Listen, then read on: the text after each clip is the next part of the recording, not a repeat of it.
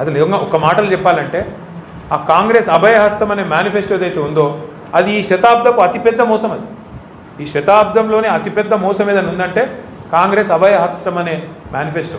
ఒక్క వర్గం కాదు, అందరినీ మోసం చేసిండు. ఖార్గే సాబ్ వచ్చి చేవెళ్ళలో చెప్పిండు 10 లక్షలు వాళ్ళు ఇస్తే 12 లక్షలు మేము ఇస్తాం, దళితులకు 18% వాటా ఇస్తాం ప్రభుత్వ కాంట్రాక్ట్లలో. ఇచ్చిర్రా? పెంచుతామన్నారు, పెన్షన్లు పెంచినరా? ఇంకెన్ని చెప్పినారు? ఒకటి కాదు, ఇన్నునే ఎంతో ఇంత పెద్ద లిస్ట్ ఉంది. నేను ఫస్ట్ మహేష్ని కోరేది ఏంటంటే ఫస్ట్ మనోళ్ళకి నేర్పిను అలా మేనిఫెస్టోలా ఎస్సీ ఎస్టీ డిక్లరేషన్లా దళితులకు ఇచ్చిన మాటలు ఏంది? ఉత్త దళిత బందే కాదు. వీళ్ళెంత లంగలంటే ఏది పడుతుందో చెప్పుకుంటా మీరు నోటికి ఎంత వస్తా అంత. ఆ శ్రీధర్ బాబు అంటే ఆయన రాసిండు మేనిఫెస్టో, చైర్మన్ అయిన దాన్ని. నేను అసెంబ్లీలో ఆయన లేచినప్పుడల్లా అడుగుతా, ఏమైనా నువ్వేగా చైర్మన్, నువ్వు ఇలా బాగా నడుపుతున్నావు. ఇస్తామండి అంటాడు. ఇస్తామండి అంటే నువ్వే చెప్పినావు కదా 100 రోజులు ఇస్తా అని. 100 రోజుల్లో ఇస్తా, 6 అయినా ఇటు సూర్యుడు అటు పొడిచినా అని డైలాగులు కొట్టింటే మేం కాదు. అందుకే అడుగుతున్నాం. 100 రోజుల్లో చేయలేదు కాబట్టి 600 రోజులు అయింది కాబట్టి అడుగుతున్నాం బరాబర్. అంటే వాళ్ళకు ఉక్రోషం వస్తాను. ఇక ముఖ్యమంత్రి ఏమని అడిగి మీరు చూస్తాను. ఆయన మాటలు, ఆయన పద్ధతులు ఎవడన్నా అంటాడే ఊళ్ళల్లో ఆఖరికి పైసలు లేనోడన్నా మాట్లాడతారు అట్లా. లోపల బని పొక్కలున్న మీదికెళ్ళి మాత్రం తెల్లంగా వేసుకొని ఏం షాన్ మే ఫరక్ నీ అని అన్నట్టు ఉంటాం. ఎవడన్నా ముఖ్యమంత్రి నేను ఢిల్లీకి పోతున్నాను కలుపుతలేరు, చెప్పులు ఎత్తుకపోతున్నామో అని అపాయింట్మెంట్ ఇస్తలేరు ఎవడన్నా అంటాడా? అరే ఇంత అన్యాయం మాటలు. ఇంకా ఘోరం ఏంటంటే, ఇంకా ఘోరం ఏం చేస్తారా? ఆయన కోసుక తింటారా? ఏమంటారు నన్ను కోసుక తింటారా అంటే కోసుక తింటా గొర్రెనా మేకనా లేకపోతే వాడు చికెనా? కోసుక తింటారా నన్ను? ఏం చెప్తారు మీరు అంటే నేను గద్దె మీద కూర్చున్నా, ఇప్పుడు నన్ను ఏం బిక్తారు మీరు అంటుండ్రు. మరి ఏం బిక్తారు అంటే మరి పీకేది మనమే చూపెట్టాలి. రేపు లోకల్ బాడీ ఎలక్షన్ రానే వచ్చింది అంటే ఆయన ధీమా ఏంది? ఇప్పుడు డాక్టర్ అంబేద్కర్ గారు మన రాజ్యాంగ నిర్మాత, భారతరత్న, పాపం పెద్ద మనిషి అన్ని ఆలోచన చేసిండు, అద్భుతమైన రాజ్యాంగం రాసిండు. కానీ గిసొంటి లంగలు ఉంటారని ఆయన కూడా ఊహించారు. గద్దెనెక్కినండి మళ్ళీ తిరిగి 5 ఏళ్ళ లోపల దించే అవకాశం లేదు. ఎక్కినానుకో కూర్చోవాలి, మళ్ళీ మనం దించాలని మళ్ళీ 5 ఏళ్ళు చూడాలి ఇంతదాకా. పాపం ఆయన కూడా పెద్ద మనిషి రీకాల్ వ్యవస్థ అని పెట్టలేదు. కొన్ని దేశాలలో ఉంది రీకాల్, అంటే ఇచ్చిన మాట నెరవేర్చకపోతే మళ్ళీ వెనక పిలుచుకునే అధికారం ప్రజలకు ఉంటుంది. గట్సోంటి వస్తే ఇటువంటి లంగలు కూడా భయపడతారు. లేకపోతే ఏంది? ఎవరు నన్ను ఏం బిక్తారు మీరు? ఏమనంటే కేసీఆర్ మీద బట్టగాలుస్తా, వేస్తా, తెల్లారులేస్తే డైలాగులు కొడతా, కేసీఆర్ని తిడతా, ఏమేమి మాటలు ఆయన ఇంటే ఆయన నోటికి మొక్కాలి. గుడ్లు వీకి గోటిలాడుతాడు, మెడల పేగులు వేసుకుంటాడు, బట్టలు కూడా తీసి కొడతాడు. వీడు ముఖ్యమంత్రి. మళ్ళీ వానేమన్నా తిరిగితే నాకు బలపాటు. ఇదో పెద్ద కథ. మళ్ళీ వాడిని గట్టిగా ఏమన్నా అన్నా అనుకో, మా లచ్చనని అంటాడు, నువ్వు తిట్టకు సార్ అంటే. నేను తిడతలేనే వాడు చెప్పినే చెప్తున్నాను, నేను చెప్తున్నాను. ఆయన భాషలో ఆయనకు అర్థమయ్యేటట్టు చెప్తున్నా అని చెప్తున్నా. ఏం చెప్పాలి మరిగా? ఇప్పుడు కుక్క కాడుకు చెప్పు దెబ్బ. మరి ఏం చేయాలి నేను? మాకు ఇష్టం లేదు తిట్టుడు, ఆ భాష ఇష్టం లేదు, కానీ తప్పలేదు. ఎందుకంటే ఆయనకు ఇంకో భాష అర్థమైతలేదు. నిన్న కూడా కేసీఆర్ తుంగతుర్తికి, కోదాడకు, సూర్యాపేటకు చివరి మడి వరకు నీళ్ళు ఇచ్చింది కేసీఆర్ కాళేశ్వరం ద్వారా. అది ఆయనకు తెలుసు, తెలియదని కాదు. కానీ ఎంత లంగా అంటే ఈయన వచ్చినాక 2 ఏళ్ళ నుంచి నీళ్ళు లేవు. అన్నీ తెలుసు, ఇది తెలుసు, అది తెలుసు. కానీ చర్చకు వస్తావా అంటాడు. మొన్న పోయినాం చర్చకు రమ్మండి, ఆడికెళ్ళి మళ్ళీ వీకిండు.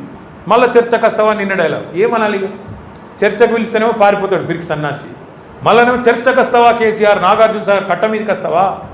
మేమన్నాం ఇక రారాబాయి మరి మేడిగడ్డ బరాజ్ మీదకి రాయిగా ఆడిడేందుకు. మంచిగా ఉంది, అది కూలిపోలే. నువ్వు కూలేశ్వరం అని నీకు నెత్తి బాగాలేక నువ్వు అంటున్నావు. కానీ నిన్నగాకమన్నా మా జగదీశ్వర రెడ్డి గారు పోయొచ్చు, మొత్తం మేడిగడ్డ బరాజ్ మీదనే కారు నడుపుకుంటా, ఇక్కడనే కుంగింది, గీడనే నా కారు ఉంది చూడుండ్రి అనుకుంటా ఆయన ఇలా ఆడ పెడతాడు సూర్యాపేట. నేనేమంటున్నా అంటే ఇంత మోసం, ఇంత దగ ఒక దళితులనే కాదు, ఏ వర్గాన్ని విడిచిపెట్టకుండా అందరికీ. ఆడబిడ్డలకు చెప్పిండు నెలకు 2500 ఇస్తాను, ఎదురు చూస్తాను. 1,68,00,000 మంది ఆడపిల్లలు 18 ఏళ్ళు నిండిన వాళ్ళు ఉన్నారు రాష్ట్రంలో. వాళ్ళందరూ ఎదురు చూస్తాను, ఎప్పుడు వస్తాయి 2,500. వచ్చినాయా? 2,000 కోట్లు అన్నాడు, 42% రిజర్వేషన్లు ఇస్తా అన్నాడు. ఏది దిక్కులేదు. ఒక వర్గం కాదు. రైతులకు వెంటనే రుణమాఫీ అన్నాడు, 10,000 కాదు 15,000 ఇస్తా అన్నాడు. రైతు కూలీలకు ఇస్తా అన్నాడు, కౌలు రైతులకు ఇస్తా అన్నాడు. ఎన్ని మాటలు, ఎన్ని మోసాలు లెక్క పెడితే మొత్తం 420 ఉన్నాయి, కరెక్ట్గా 420. అందుకే నా ప్రార్థన మీతో, ముఖ్యంగా తమ్ముడు మహేష్తో, మీ అందరితో కూడా, ఒకటి మీరు సమిష్టిగా కొట్లాడితేనే, మీరు గొంతిప్తేనే అడగండి అవ్వ కూడా పోవే పెట్టదు. మొదలు ఈరోజు మీటింగ్ తర్వాత నేను పార్టీ తరఫున బట్టి విక్రమార్క గారు, ఆయన ఇవాళ డిప్యూటీ సీఎం ఉన్నాడు, ఆర్థిక శాఖ మంత్రిగా ఉన్నాడు, వెంటనే లెటర్ రాస్తా, మీ రిప్రజెంటేషన్ తీసుకొని దాని మీదకెళ్ళే లెటర్ రాస్తా. దళిత బంధు సాధన సమితి అని చెప్పి ఇట్లా రాష్ట్ర వ్యాప్తంగా ఉద్యమాలు జరుగుతున్నాయి. మరి మీరు వెంటనే స్పందించి మీరు ఇచ్చిన హామీ ప్రకారం మొదలు ఇదివరకు ప్రభుత్వం విడుదల చేసిన పైసలు విడుదల చేయాలి, ఇన్స్టాల్మెంట్లు. రెండోది ఆ ఫ్రీజింగ్ ఎత్తేయాలి. మూడోది మరి మీరు ఇచ్చిన అంబేద్కర్ అభయహస్తం మేనిఫెస్టో ఏదైతుందో అందులో మీరే చెప్పారు 10 కాదు 12 ఇస్తా అని. ఎప్పటి నుంచి చాలు చేస్తావు? ఇదివరకు ఇచ్చినవి ఎప్పుడు రిలీజ్ చేస్తావు? ఇవి ఎప్పటి నుంచి చాలు చేస్తావు చెప్పాలని అడుగుతాను. అట్లే ఆయనకి యాద్ చేస్తా. కేసీఆర్ ఉన్నప్పుడు 1022 గురుకుల పాఠశాలలు పెట్టినాం. ఇలా గురుకుల పాఠశాలల్లో ప్రతిరోజు ఒక చెడ్డవారు, ప్రతిరోజు ఫలానా కాడ పిల్లలకు బోసక్కగా లేక ఫుడ్ పాయిజనింగ్ అయింది, 30 మంది అస్వస్థత, 40 మంది ఇట్లా, ఇప్పటికి 100 మంది పిల్లలు చచ్చిపోయినారు, 1000 మంది ఇప్పటికీ ఆసుపత్రిలో పాలైంది. నీ పిల్లలకి ఇట్లా ఎత్తుకుంటావా రేవంత్ రెడ్డి అని నేను అడిగినాను కడుపుగాలి.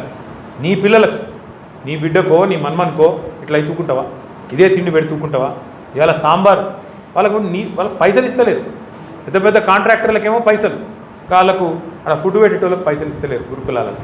నేను ఇంకొక మాట అడుగుతున్నా, 2 ఏళ్ళు ఇప్పుడు 20 నెలలు అయింది దగ్గర 20 నెలల్లో ఒక కొత్త స్కీమ్ చాలు కాలేదు. ఒకళ్ళకు రూపాయి ఇచ్చింది లేదు. ఒక్కటి ఫ్రీ బస్సు తప్ప ఇంకోటి ఏమైనా ఉందా? ఏది లేదు. మరి ఆడబోతున్నాయి పైసలని. పిల్లలకు భోజనం పెట్టలేని దుస్థితులు ఉందా ప్రభుత్వం? ఒక్క గ్యారెంటీ అమలు చేయకపోతివి, రైతు బంధు పెంచకపోతివి, 2 సార్లు ఎగ్గొడితివి, దళిత బంధు పెంచకపోతివి, ఉన్న పైసలే ఇవ్వకపోతివి, ఆడబోతున్నాయి పైసలు. మరి ప్రభుత్వం యొక్క డబ్బులు, ప్రజల యొక్క సంపద ఎక్కడ పోతుంది? ఎవల జేబులకు పోతుంది? ఢిల్లీలో రాహుల్ గాంధీకి పోతుందా? కాంట్రాక్టర్లకు పోతుందా? మరి ఏడబోతున్నది చెప్పాల్సిన బాధ్యత ప్రభుత్వానికి లేదా? అందుకే మేము కొట్లాడుతుంటే మా మీద కేసు, ఈ కేసు నువ్వుదామా, ఆ కేసులో నువ్వుదామా, ఏం బీక్తావు? ఎక్కువ ఓ కేసు పెడతావు, 4 రోజులు జైలుకు పంపుతావు, నీ కక్ష తీసుకుంటావు, అంతే కదా. అంతకంటే ఎక్కువ చేసేది ఏముంటుంది మమ్మల్ని? కానీ ఒకటి మాత్రం పక్కా, ఆయన కేసులు పెట్టినా, జైలుకు పంపినా, ఆయన ఇంకో 10 కేసులు ఇంకా పెట్టినా మేము మాత్రం ఊకోము. ఖచ్చితంగా కేసీఆర్ గారి నాయకత్వంలో అందరం సమిష్టిగా మీకోసం, రాష్ట్రంలోని ప్రతి ఒక్కరి కోసం కొట్లాడుతూనే ఉంటాం. కాకపోతే మీ మద్దతు మాకు కావాలి. మీరు ఇప్పటికే 16 జిల్లాలకు పోయినామన్నారు, సంతోషం. మిగతా 14-15 జిల్లాలు కూడా మీరు పోవాలి. తప్పకుండా అందరం కలిసికట్టుగా ముంగడికి పోవాల్సిందే. తప్పకుండా 100% మీకు అండగా నిలబడుతుంది. ఈశ్వరన్న చెప్పిండు. మరి 16 జిల్లాలో మరి ఇప్పుడు తమ్ముడు ఇచ్చినాడు, ఏమేమి పోరాటాలు చేసిండ్రు, ఎక్కడెక్కడ చేసిండ్రు, బ్రహ్మాండంగా చేసిండ్రు. హుజూరాబాద్లో కూడా చక్కటి కార్యక్రమం చేసిండ్రు. మా సోదరుడు కౌశిక్ రెడ్డి గారు కూడా ఆ రోజు అరెస్ట్ అయ్యాడు, దెబ్బలు తిన్నాడు. మా ఆయన కూడా బాగా ఇబ్బంది పడ్డాడు ఆ రోజు, నాకు యాదుకుంది. మీరు ఇంకా రాష్ట్ర వ్యాప్తంగా మీరు ఇంకా కమిటీలు విస్తరించండి. మేము మీకు పూర్తిగా అండగుంటాం, పార్టీ అండగుంటుంది. మీ కార్యక్రమం ముందు ఈశ్వరన్ నాకు చెప్పండి, అన్న ఇక వారం రోజుల తర్వాత ఇక్కడ చేస్తున్నాం, మొత్తం పార్టీ మొత్తం మీకు అండగా వచ్చి నిలబడుతుంది. మీ కార్యక్రమాన్ని కేసీఆర్ గారు మా అందరికి కూడా చెప్తా ఉన్నాడు, ఏందయ్యా మీరు దళిత బంధు మర్చిపోయినరా, ఎందుకు మాట్లాడతలేరు మీరు అందరూ, ఏం పుట్టింది మీకు అని చెప్పి మాకు కూడా ఎప్పటికప్పుడు సార్ చెప్తూనే ఉన్నాడు. మేమందరం కూడా మీకు అండగా నిలబడతాం. ఉదాహరణకు కూడా మీరు మంత్రులు చేయాలని వారం రోజుల ముందే చెప్పుండ్రి, మొత్తం పుట్టమలతో సహా ప్రతి కార్యకర్త ప్రతి అని చెప్పి వాళ్ళు కూడా భయపడతారు. కానీ అల్టిమేట్గా మాత్రం నేను చెప్పేది ఒకటే, ఏ ప్రభుత్వం అయినా, ఏ మంత్రి అయినా, ఏ ముఖ్యమంత్రి అయినా, ఎంత గొప్పోడైనా ప్రపంచ చరిత్ర చూస్తే మంచి మోకా ఇప్పుడు మనకు దొరికింది. లోకల్ బాడీ ఎలక్షన్ ముంగట్నే ఉన్నది. సర్పంచ్, ఎంపీటీసీ, జెడ్పీటీసీ, అట్లే కౌన్సిలర్ ఎలక్షన్లు ముంగట్నే ఉన్నాయి. నా ప్రార్థన మీతోని దళిత జాతిని తప్పకుండా జాగృతం చేయాలి, చెప్పాలి.